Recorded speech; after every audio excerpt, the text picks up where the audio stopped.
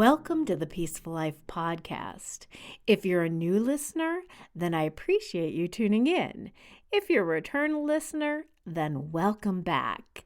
Coming to you from a cottage in the woods in the peaceful mountains of California. Today, I'm going to talk about God, but before you start bristling, I'm not here to define God or to change anyone's mind about God.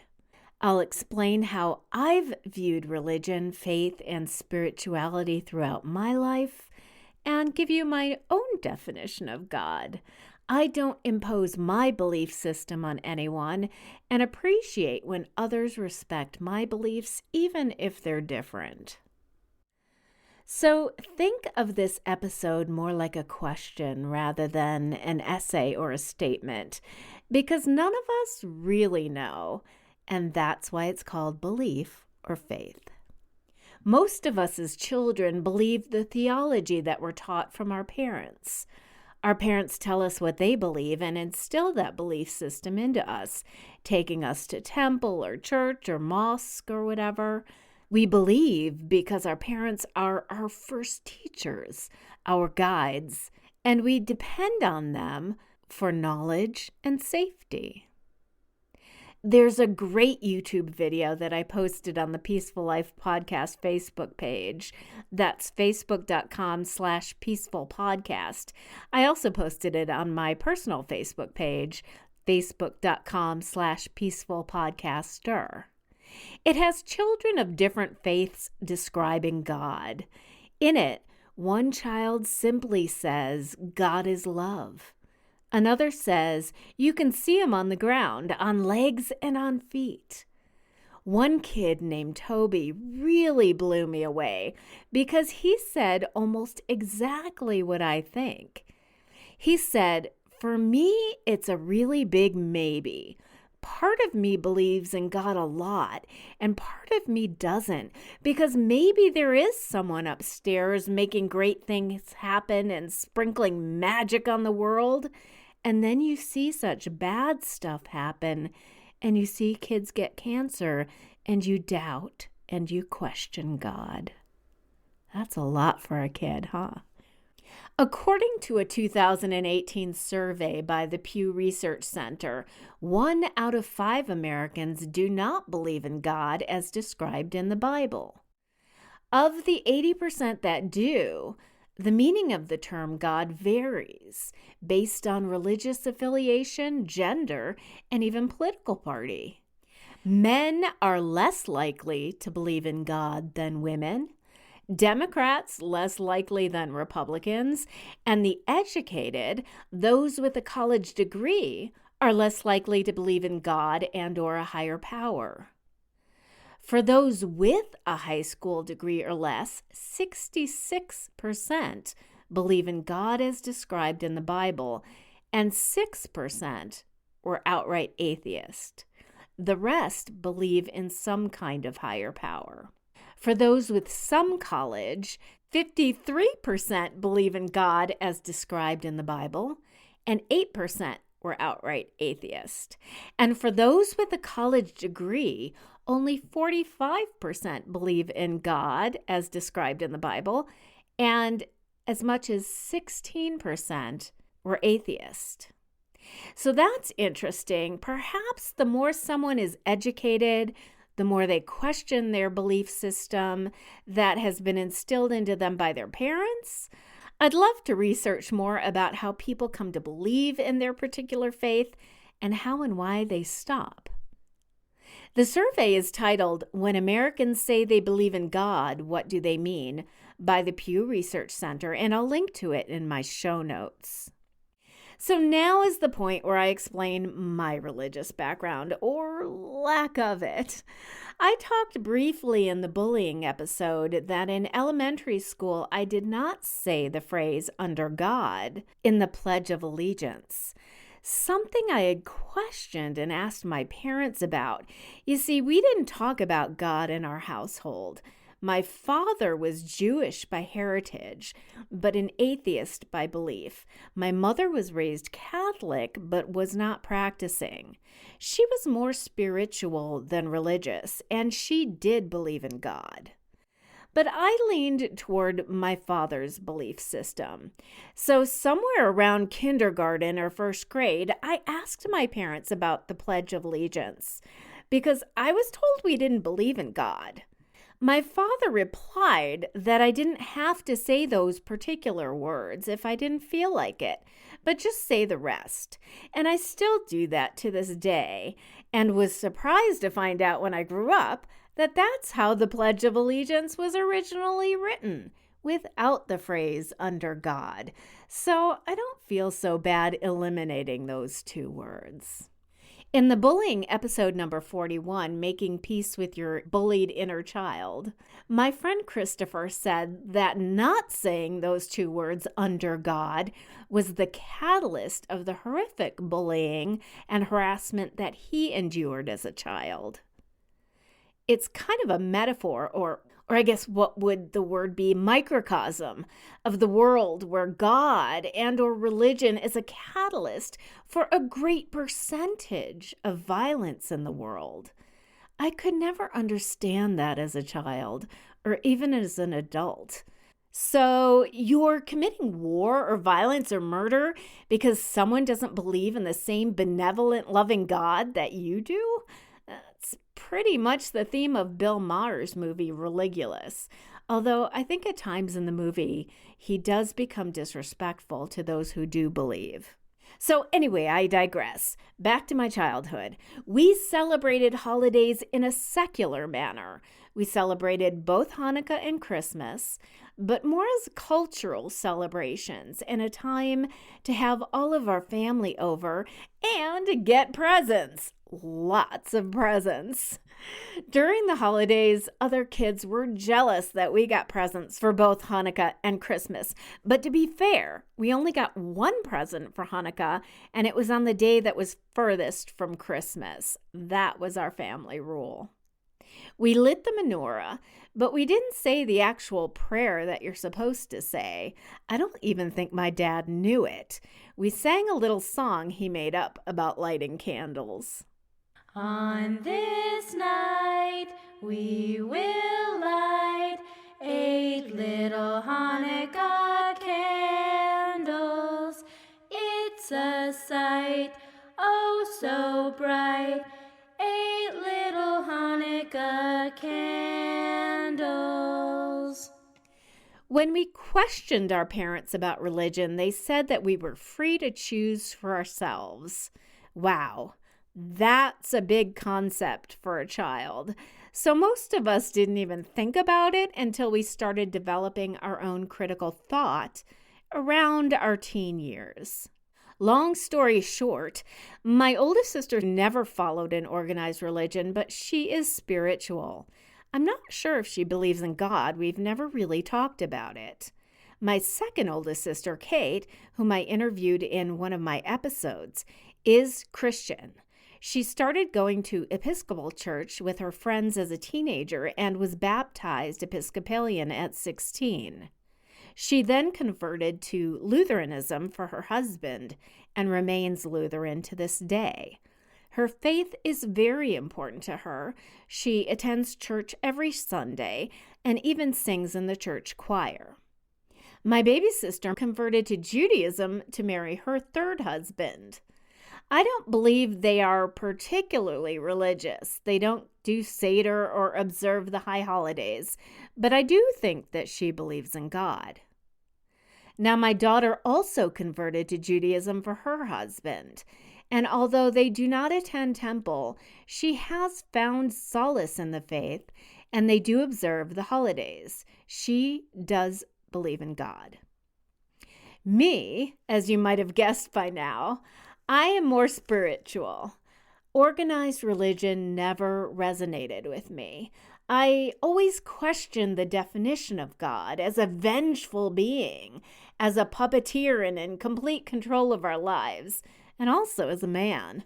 I mean, if women are the creator of life, wouldn't it make sense that God was a woman?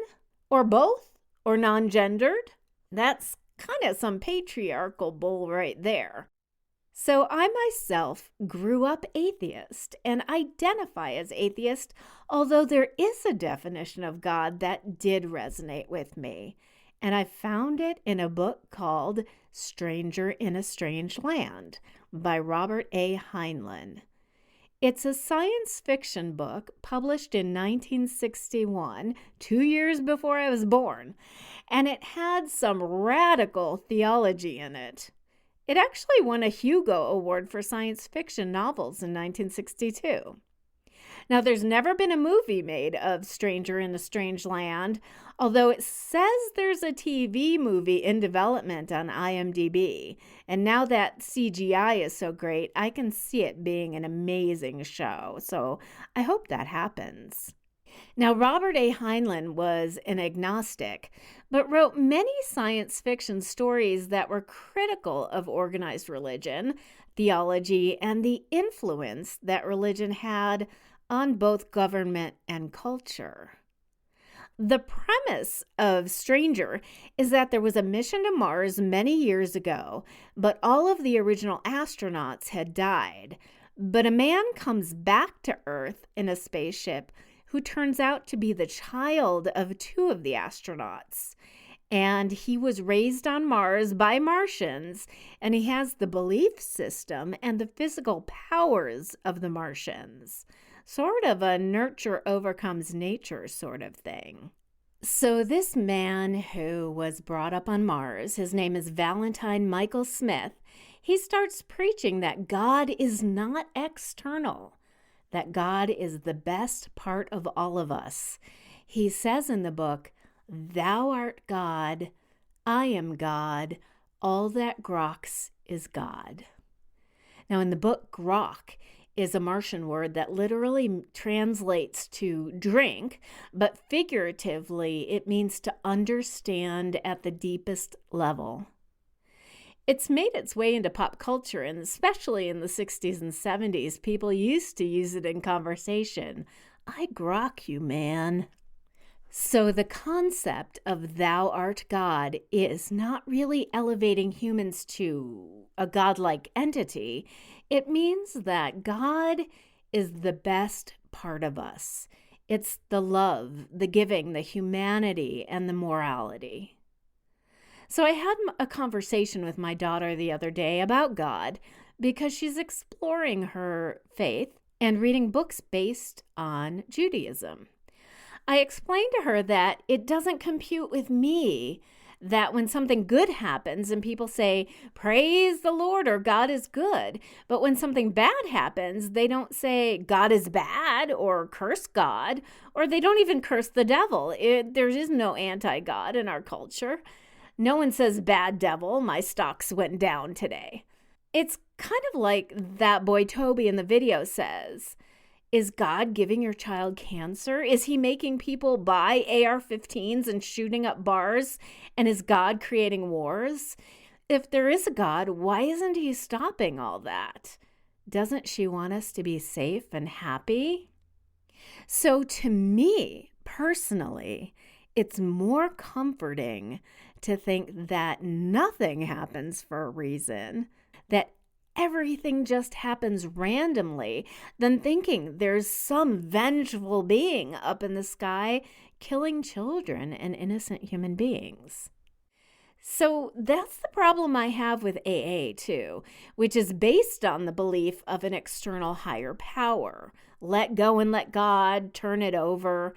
I believe that sometimes people use God as a crutch to replace our personal responsibility for our own life choices. Well, I guess that's what God wanted.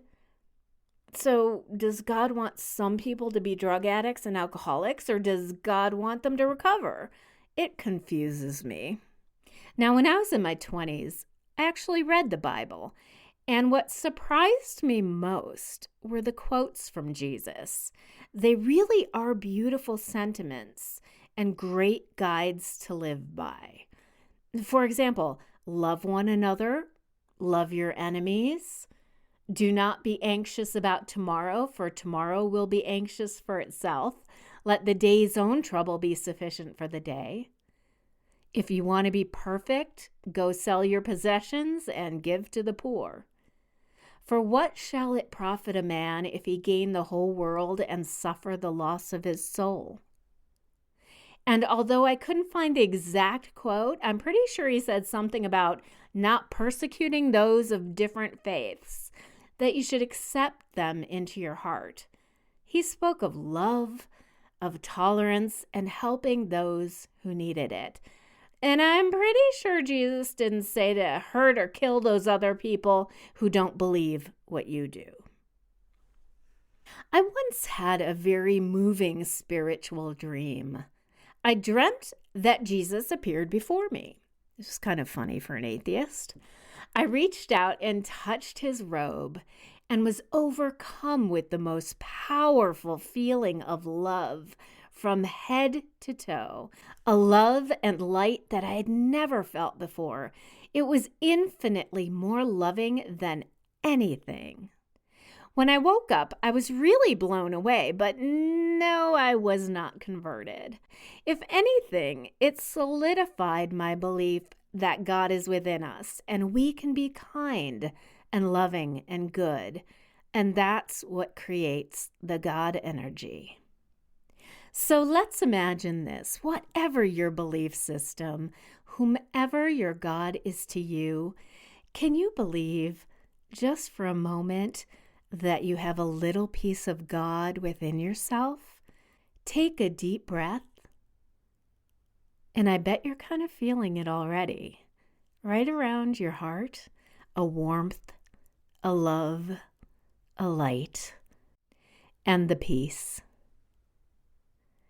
Take that feeling with you in your world. Now that thou art God, how will this change you? How you interact, how you behave, how you give and receive, how you love. And even if you don't believe that thou art God, I believe it. I believe you are a part of God. And that's why I believe you are spectacular and born perfect. You can choose to accept that little light and carry it around with you. Believe in yourself first. Believe in your own power. You're still feeling it, aren't you? I hear God in classical music. I see and smell God in the woods, and definitely in my dog's eyes. In fact, if there ever was an external God, I think it would be in dogs, because they give and receive unconditional love. They're pretty close, and even their name is a palindrome. Obviously, I can't cover all that is God in less than a half an hour, but I'll leave you with an atheist joke that made me laugh out loud. So one beautiful morning, an atheist was walking through the forest, admiring nature's surroundings. He looked up and saw the trees swaying in the wind high above him, and he smiled. He saw the river glisten and the sun twinkle like a newborn star, and it made him warm inside. He thought to himself that Mother Nature had made a true and wonderful world. The atheist walked a little further down the path when suddenly a bear jumped out of the bushes only a few yards ahead of him and started growling, looking hungry. The bear started to run quickly towards the man. He screamed in horror and started running as fast as he could away from the bear, knowing that the bear could catch up to him and he had no chance. The atheist soon ran out of breath and in a few paces fell to the ground on his knees. And as the bear's shadow fell upon his face and paws came down upon his chest, the atheist screamed, "Oh, help me, God!" Suddenly the trees that he so much admired stopped swaying, the river he loved suddenly stopped flowing, and the sky opened up, and a voice spoke, "I am God, and even though you don't believe in me, I'm here for every being on this earth." The atheist felt relieved a little bit and asked God, "I'm sort of in this situation. I'm only asking if you can help me get out of it. God thought for a moment and said, I'll give you your one wish to help you, and that is all. You may proceed with this wish. Now the atheist thought about this wish for a moment and then spoke to God. Well, I don't really want to become a religious person, so I wish the bear to become religious himself. God said, so it be done. Suddenly the sky closed up, the river turned back into its flowing glory, and the trees began to sway again. And the bear clapped its paws together and said, thank you, God, for this meal that I'm about to receive. Still makes me giggle. You've been listening to the Peaceful Life podcast. Carry that light around you this week and oh, wow. Right at this point that I was writing this, I got a knock on the door. I thought it was my gardener, and it turned out to be Jehovah's Witnesses. Kid you not, a woman and a young man. This time, I didn't turn them away with a quick door shut. I stopped and listened to them on my doorstep, as I couldn't quite believe the incredible timing of their visit. The woman asked me about grief and how I found comfort. The young man read Corinthians 1 from his tablet, while the woman showed me the words from her printed Bible. I listened. I told them how opportune their visit was, that I was just writing about the concept of God when they knocked on my door. We laughed at the coincidence, and I'm pretty sure they didn't think it was a coincidence. I bet some of you out there believe God intervened in my episode, huh? I think that perhaps the God in us was drawing us together. I told the woman about my belief system and that I was never part of an organized religion, and honestly, never will be. But I love the conversation and I welcome it.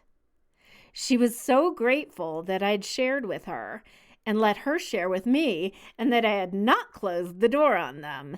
She didn't denounce me for my faith or lack of it, and they left happy, even forgetting to give me that pamphlet. So that happened. Anyway, I'd love to continue this subject in future episodes. It's so much bigger than this little show. But as I was saying before I was interrupted, carry that light, that peace of God around with you, and let me know if you feel any different. Thank you for listening, and have a wonderful week.